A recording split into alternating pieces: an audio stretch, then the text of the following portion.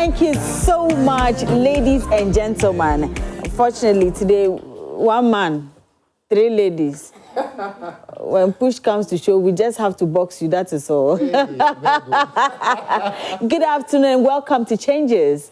Thank you. I hope you're doing well. Yes. All right, so maybe I should start with our survivor first, and then I can go on to have the conversation with you. Hi, darling, how are you doing? I'm doing well. And you look beautiful. Thank you. I don't want to hear these stories, but I have to hear them. But first off, how would you say breast cancer has affected your life? I would say it's taught me strength. It's taught me that I had strength that I didn't know I had. And it's been a very difficult journey. But then through it all, we thank God for life. How bad were you affected? Like, did you go through some challenges in terms of, should I say, emotionally, physically, mentally, how people related to you when you shared the news of cancer? Yeah. How was it? Yeah, it was a difficult time, both emotionally, as you said, mentally. It took time for me to accept my new normal. When I say my new normal, I mean when it comes to physical changes of the aftermath of treatment and all that. Right. And it took courage. I have solid, community that helped me through, but then it took some time to warm up to them. Even though the support was there, I was a bit held back. Okay. Because I felt, how will they see me? Would it change people's perception of me? How would they relate with me after this? So it took some time to be able to warm up to the people close to me and let them know this is what is going on. Even though some of them knew, they couldn't ask. So yeah, it took some time. But how did you find out in the first place? And how did you receive the news?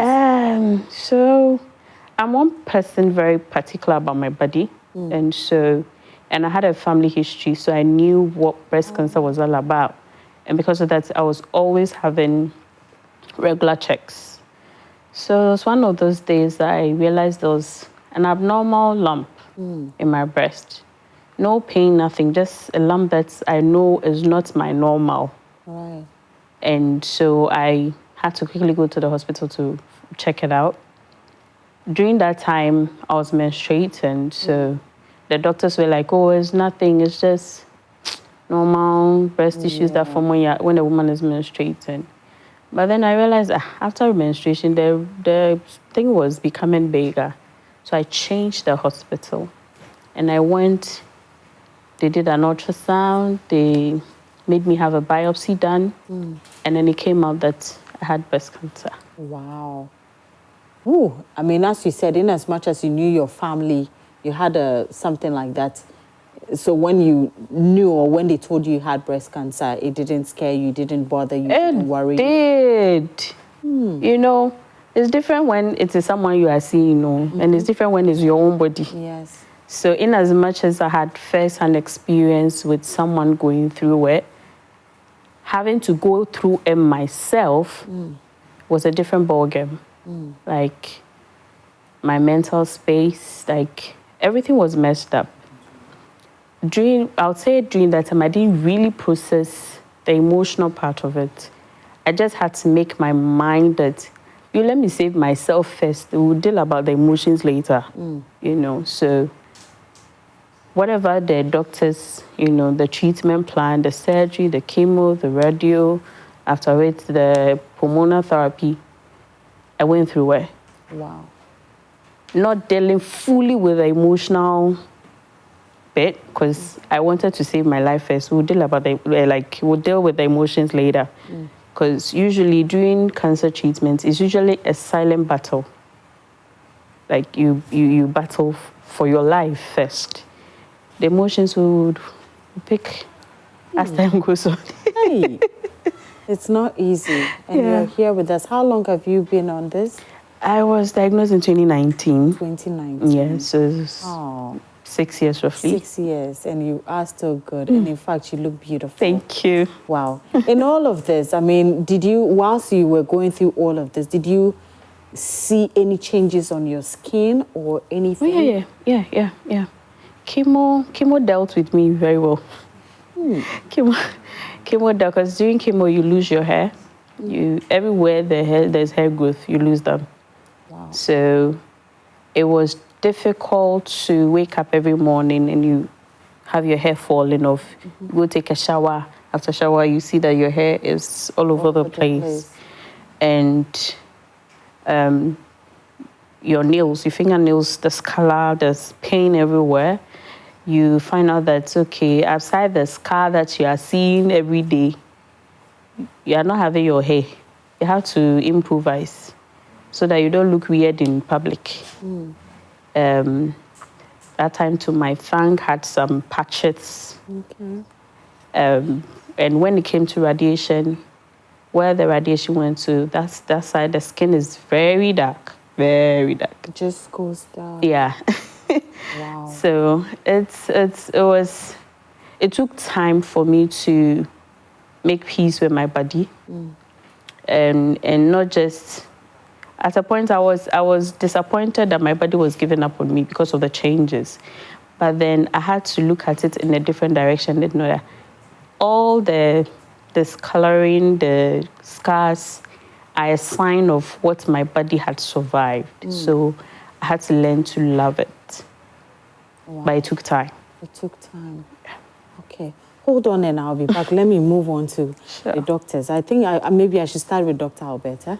I mean, what are some of the, skin changes, or how does the skin change after chemo and everything she's just talking about right now?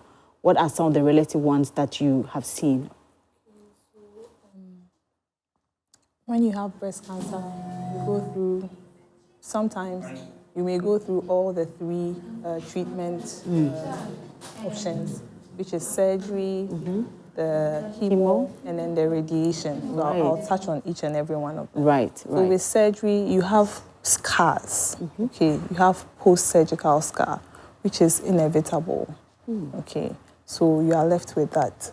And then when you come to chemo, so with the chemo, it doesn't recognize that this is the cancer cell. So it kills off every fast replicating cell.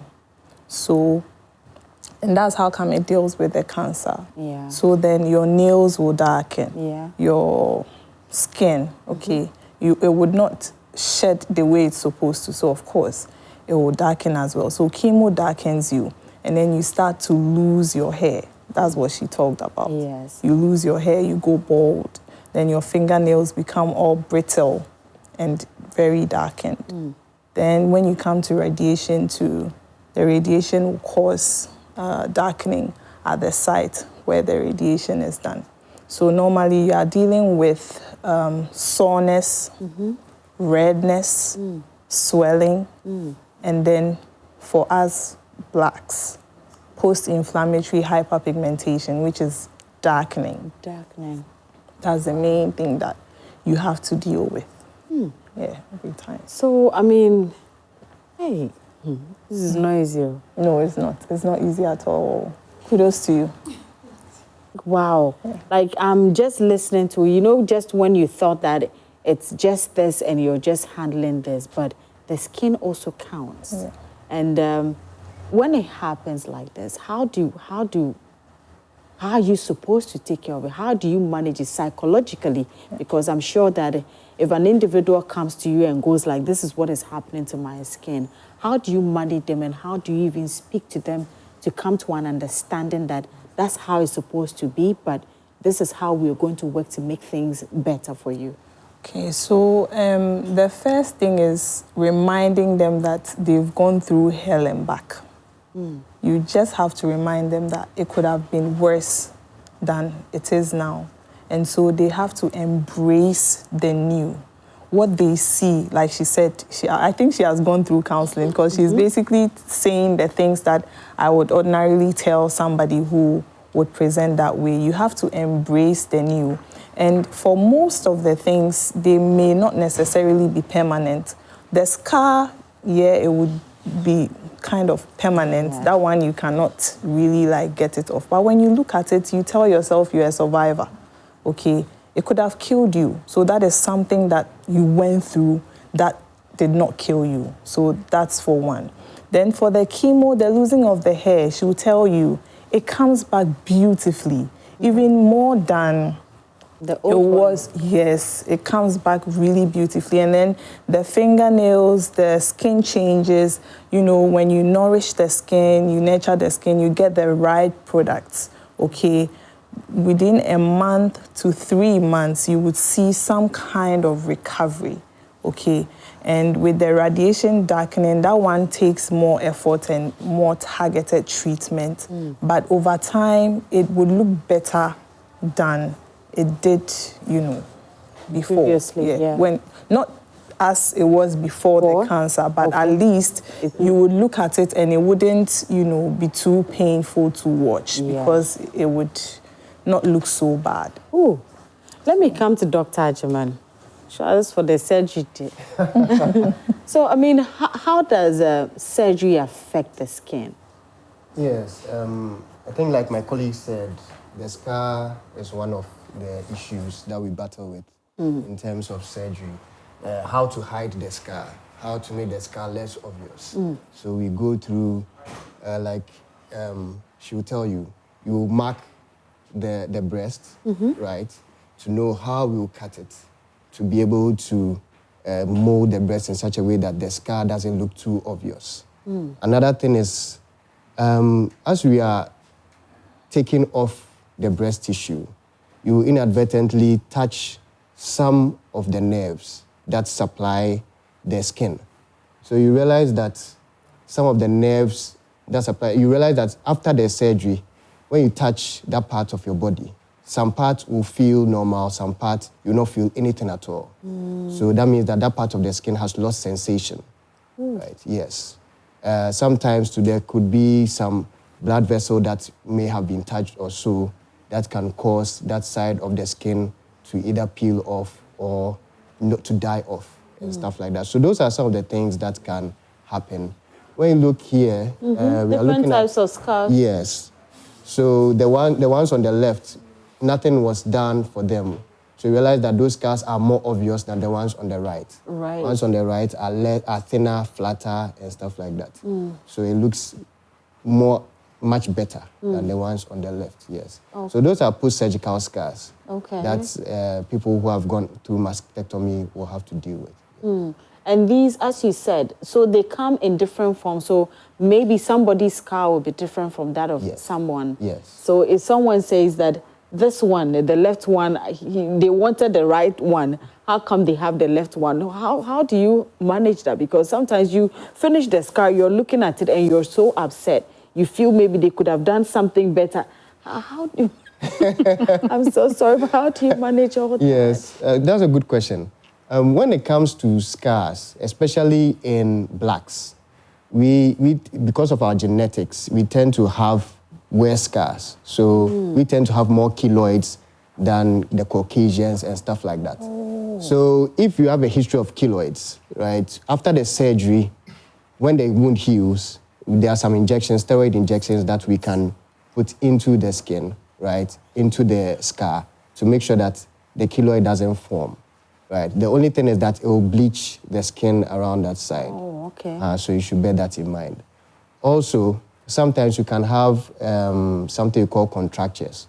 So when the skin now becomes less elastic, it's difficult for you to move your arm up and down. So that one, to avoid it, we tend to make them do some form of physiotherapy, where you'll be moving your arm up and down to try and make the skin elastic and free so that you don't develop that contracture that will make the skin stiff around that side. All right. If you come early, so that we see that, okay, the scar is not healing the way we want it to heal, there are certain, I think, skin products that we can give moisturize the skin and stuff like that to make it, to make it less obvious and to make it heal better. Right?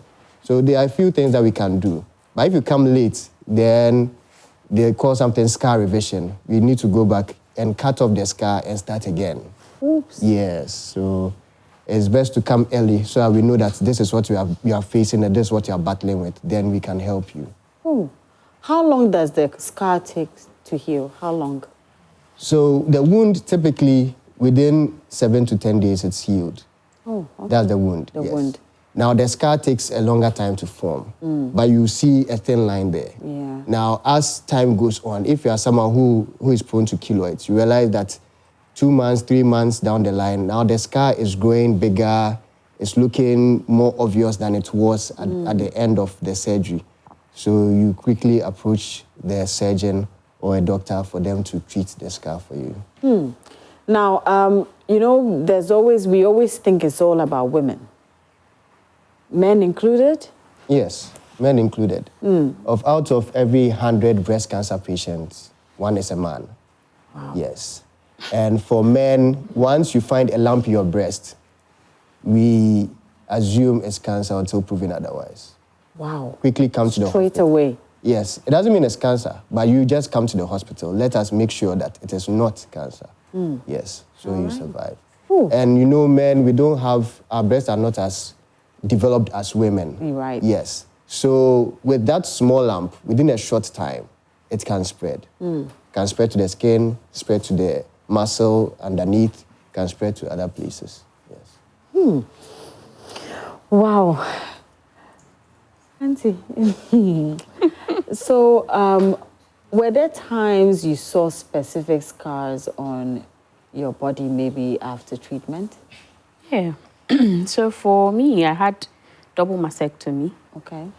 I think. Which one is it? Doctor, you have to tell double we have to know all that. Okay. Double is 2. Double is 2. We have 2 breasts. 2, okay. So mastectomy is removal of the breast. Wow. So she had cancer in 1 breast and decided that just to avoid it recurring, let me just take both of them off. Oh, okay, okay. All right, please go on. I had double mastectomy, and so I had scars on both. And initially, I didn't like looking at them because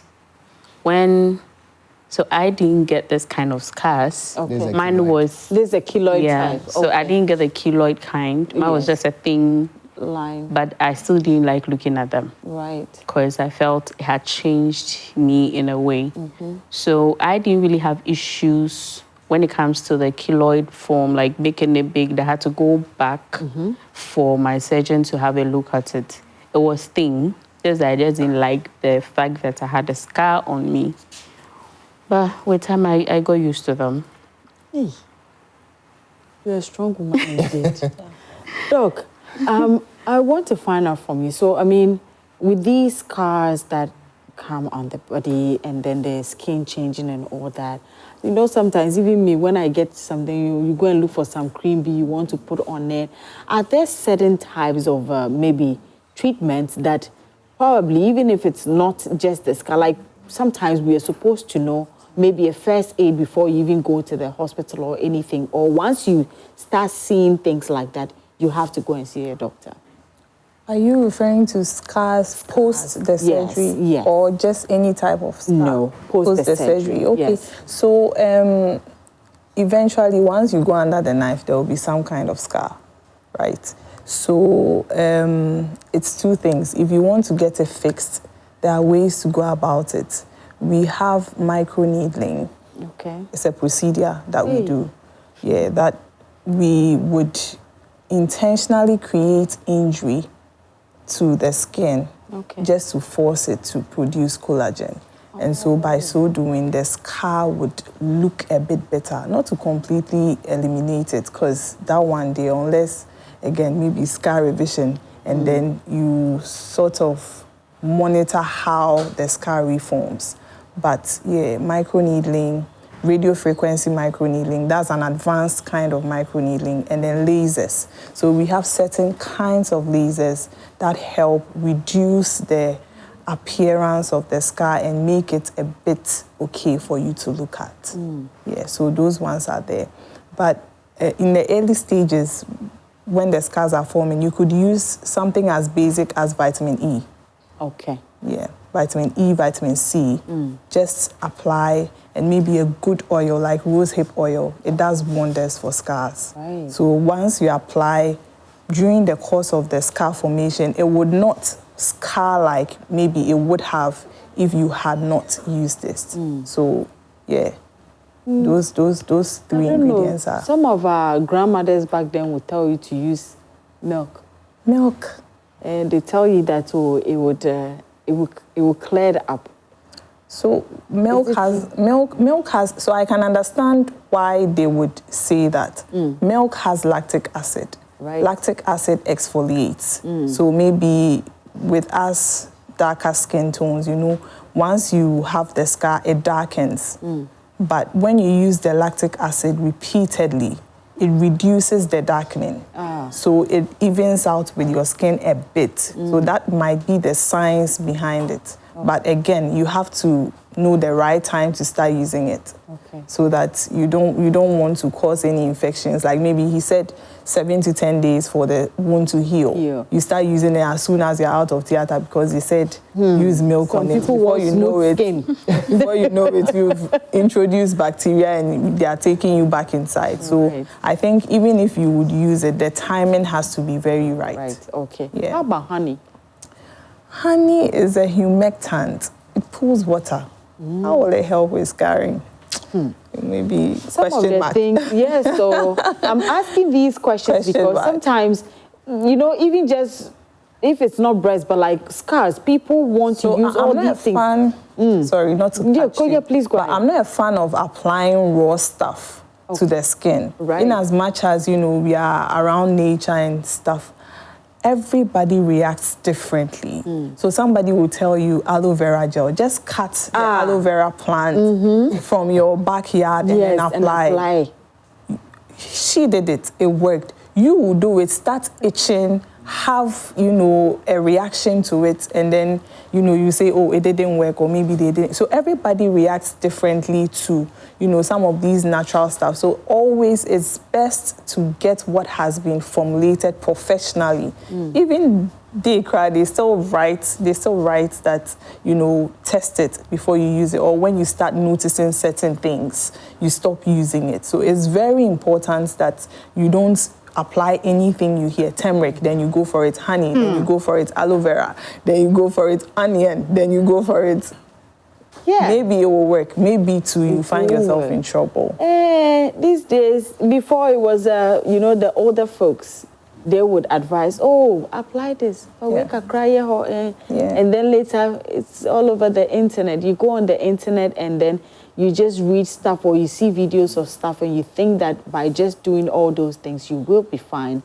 But I'm glad that we're having this conversation because people want to they want to do it themselves before, when it gets out of hand, then they start running to the hospital to, you know, seek help and all that. So, Doc, now I'm tempted to ask, hey, so you perform surgeries, right? Yeah. So like a day, how many are you able to do in a day? He's asking how many breasts are you cutting in a day?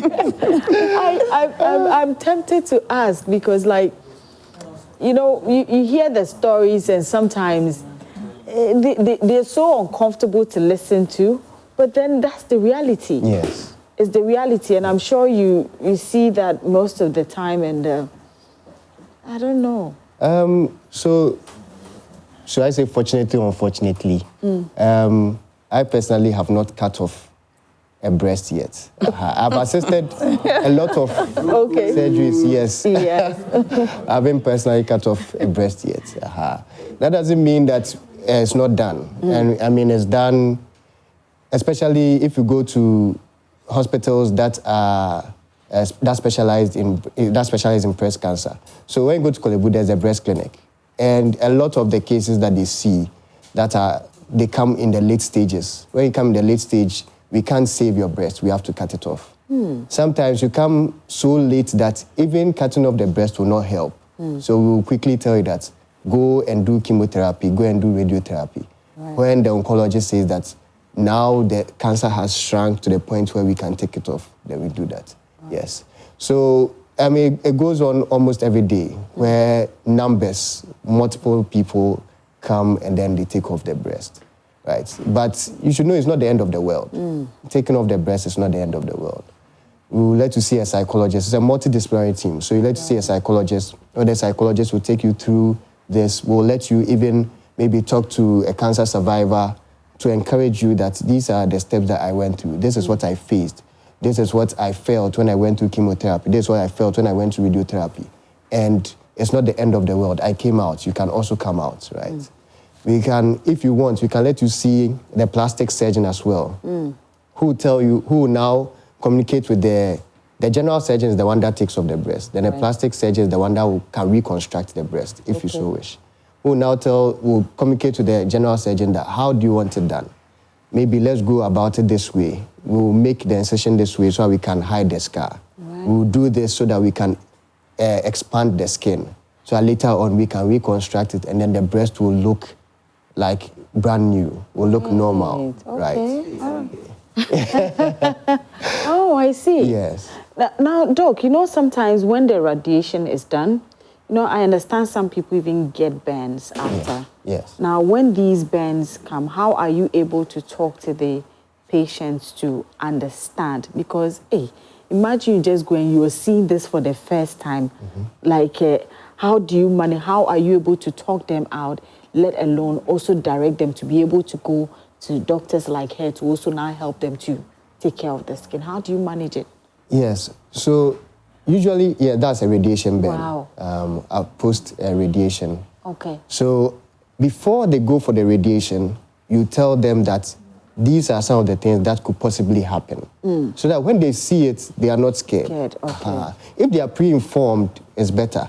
If they find out post-radiation that my skin is burned or something has happened, my skin is darkened, it's less sensitive, I can't feel anything, maybe a wound is forming over there, they will now come back to the doctor and say, doctor, I didn't tell me this and that and that. Or they might now stop going off altogether for the radiation because they didn't know that these are some of the effects. And then someone, a domestic doctor, meaning that a doctor in the house, a family person who has no idea about medical, will now tell them that, oh, go and do herbal. You see, when you went to do radiation, see what has happened to your skin. See the way it's looking.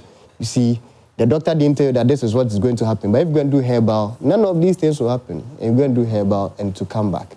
So we usually pre-inform them that you can have a radiation burn, right? The skin can now look darkened. The skin can look like you had an injury there.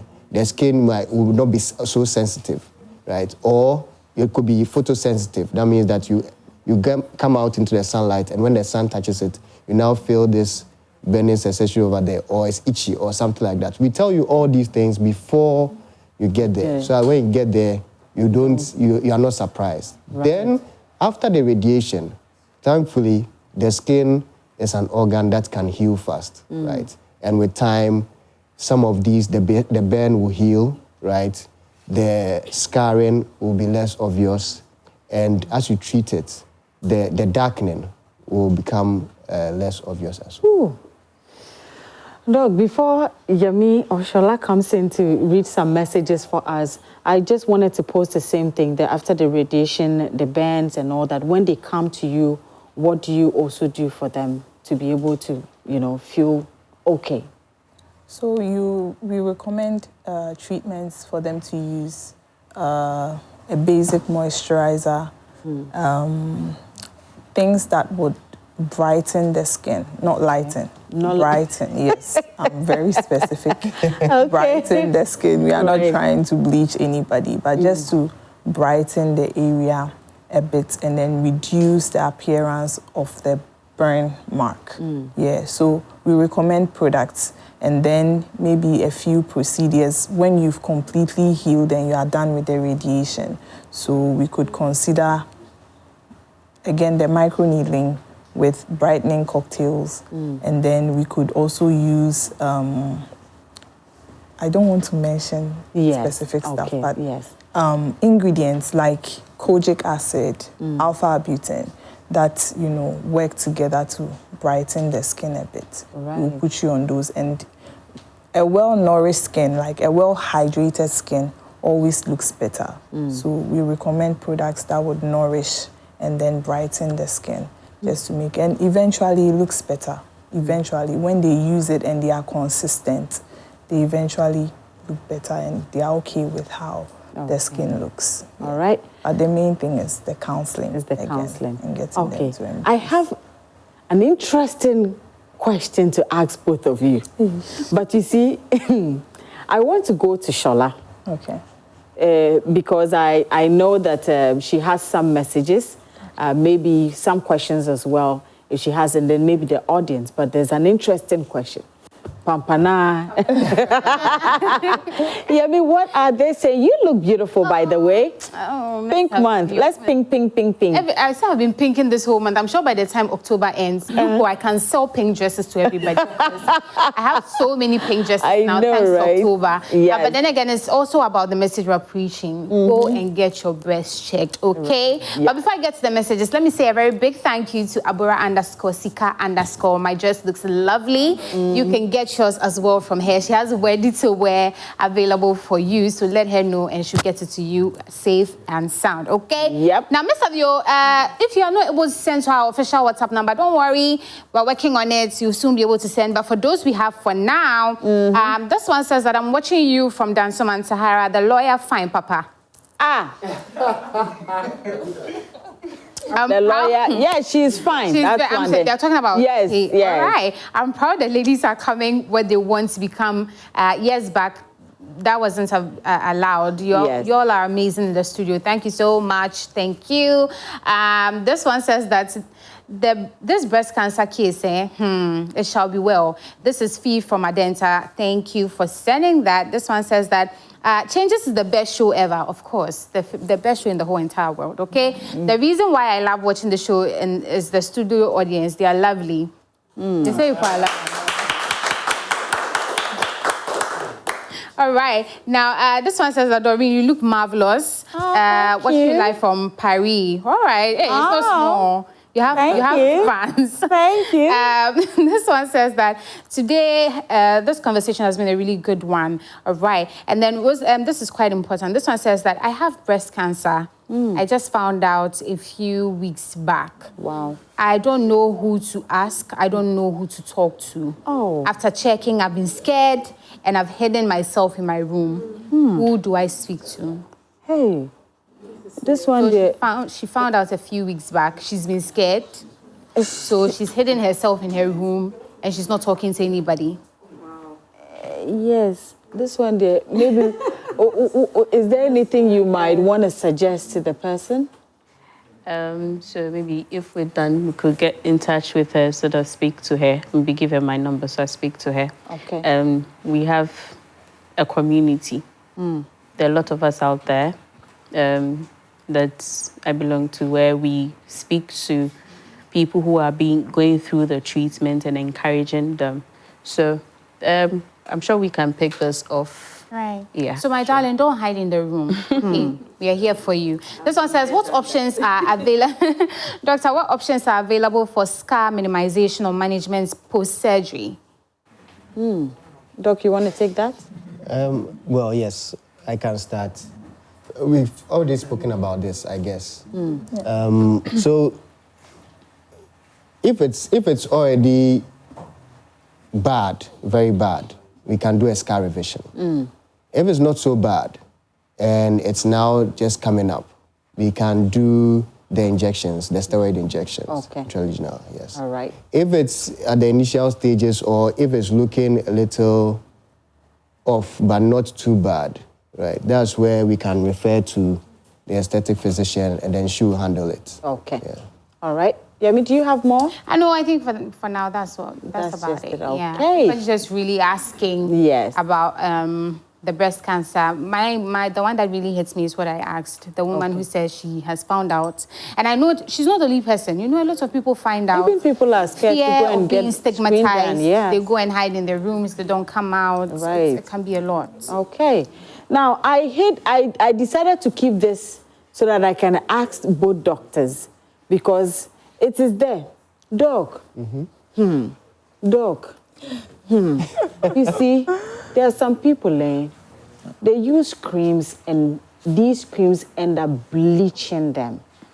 So in a case where you are beautifully bleached and then find out that you have breast cancer where you have to go through surgery or do this chemo and all of that. How does it look like? Okay. I don't know if you've had experiences where you've had people like that come and maybe they have to go through, say, how has it been and how does it look like? Yes. Maybe I can start and then... Yes. Yeah, so people who have beautifully bleached their skin, like you said, their skin is very thin, right? It's not as strong as our natural skin. So even when you are doing surgery, it's difficult. Now, before surgery, if you know that you have abused steroids, that's the way we put it, we will give you intra-op, that's during the surgery, we'll give you some vitamin A. Okay. Right, injection. Aside that, when we are closing up the skin, realize that it's very thin, so as you are trying to pick it, it can even be tearing off. Yes.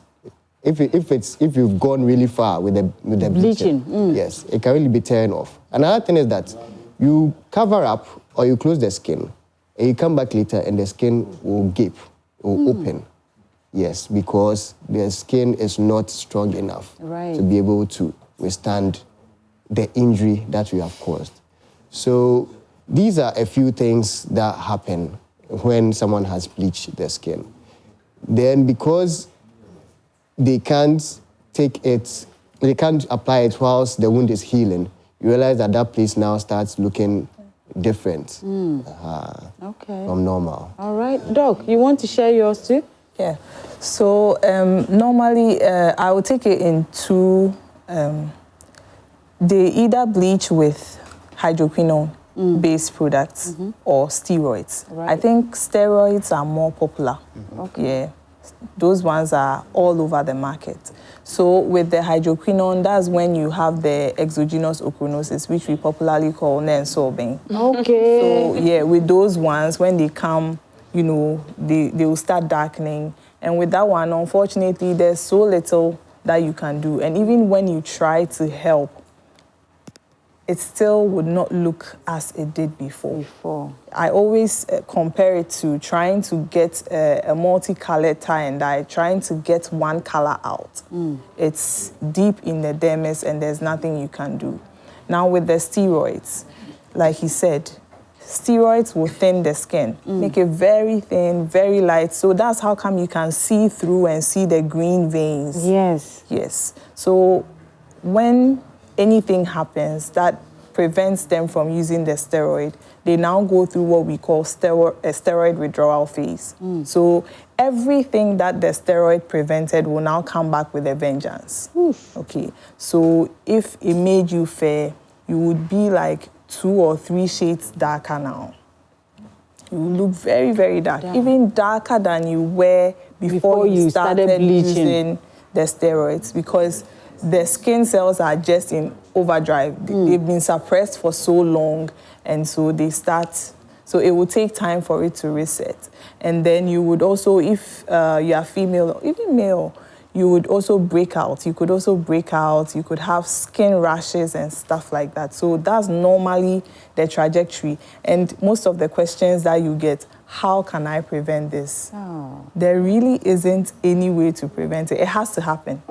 The skin has to go through that to be able to heal. At best, you can try and maybe taper it. So maybe you reintroduce the steroid, you make them stop small, you reintroduce the steroid, but still, they will have to go. I don't go like that. You stop completely and go through all that you need to go through. You will burn, but we'll give you products to make sure that it doesn't get so bad, and then the skin heals and thickens back up. Right. Like, yeah, he mentioned the vitamin A. We have topical vitamin A, we have vitamin C, ceramides, things that will just help heal and then nourish the skin to get it back on track.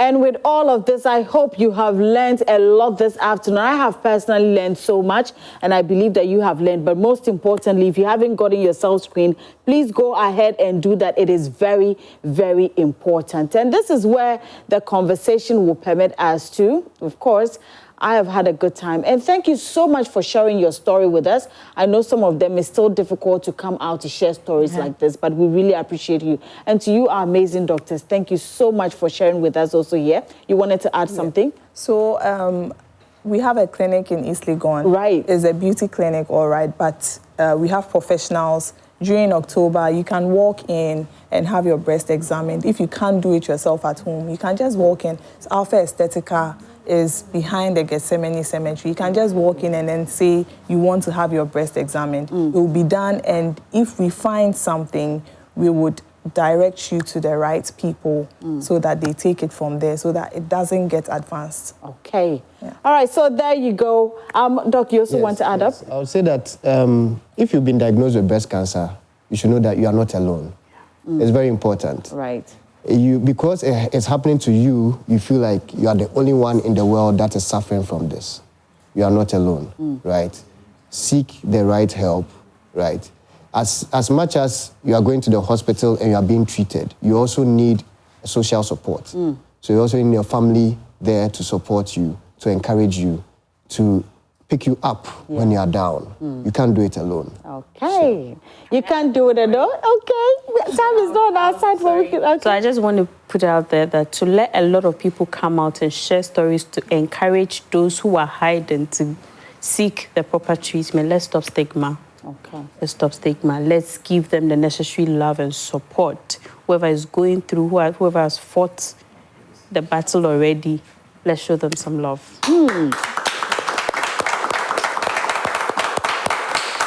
Now, let's show each other that love. And also, don't forget to go and get screened. It is very, very important. This is where time will permit us. A very big thank you to you, Juan, and to all our amazing people in the control room. Thank you to you, my amazing people.